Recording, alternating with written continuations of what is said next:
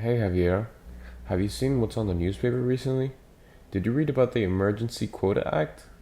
Yeah, I did. Tell me about it. That Oh man, this is awful. My Eastern European sister was supposed to make the trip to the United States after the World War ended, but now it seems the chances of her making the trip are slim to none. that's so unfortunate. It's all these white supremacists and nativists that are just pushing their xenophobia into these legislations. This massive red scare has really influenced our foreign policy. Not to mention the way we treat our foreigners. There has been surging nativist sentiments recently, and it's taken our society by storm. Restaurants and businesses have been promoting themselves as 100% American and have even included the three Ks. I thought those white hooded weirdos died off a long time ago. They don't call them the Invisible Empire for no reason. Now they aren't even attacking exclusively African Americans, they're attacking foreigners. It seems that nowadays the only people that have it easy are the white Anglo Saxons. Speaking of which, Wenceslao Iglesias, a Mexican immigrant, is calling into the line. Wenceslao, how has life in America been for you? It is definitely not like Mexico. A group of us Mexicans who were well dressed once went to a restaurant in Amarillo, and these white folks told us that if we wanted to eat, we should go to the special department where it said for colored people. I told my friend that I would rather die from starvation than to humiliate myself before the Americans by eating with them colored folks. All these white people want to do is subjugate everyone and put everyone that isn't white into one group. They literally think we are all the same. Which is loud. Oh, seems like the line was cut. So these Mexican immigrants speak and share the same attitudes towards African Americans as whites, but are still being subjugated by white Americans. It seems like there is no room for compromise. No matter how much Mexicans flaunt their wealth or show dignity, the Mexican immigrants are judged on their skin and heritage. Even when Mexicans receive education to try to assimilate into the American culture, they are restricted by the white man by only being taught to be unskilled laborers with knowledge only fit for a worker.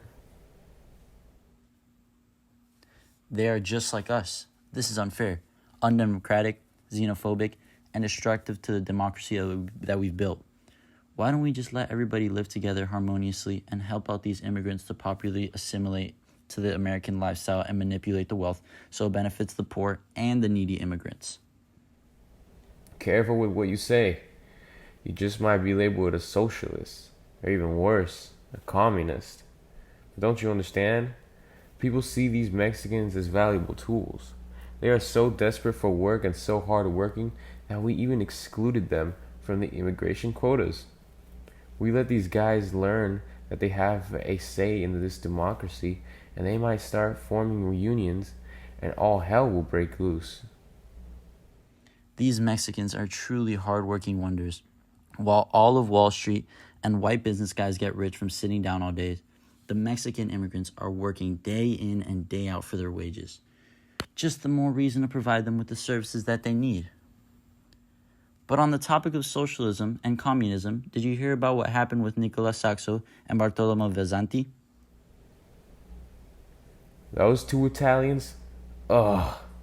I'm all for breaking down borders and all that, but if you're gonna come into our country to rob and murder, you deserve the death penalty. I don't care what you say. No, you got it all wrong. Those guys didn't commit murder. They were definitely framed.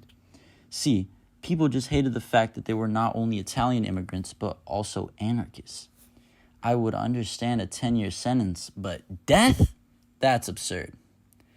See, many immigrants come to America, and half the time they don't know where to go and who to listen to. Sadly, they get drawn into the wrong crowd of people, the anarchists. So, in trial, you'd see how, upon the motion that these fresh off the boat guys won't be able to defend themselves in front of a jury and are going to be charged for the crime they didn't commit. Now that you put it that way, it does make sense. With so much progressive talk in the past, look at where we are now. I know the slogan for Republican political campaigns was something around the lines of going back to the good old days, but this is not what I expected. Me neither, but it seems like my time is expiring and the lady is calling for me. Okay, Javier. Nice talking to you.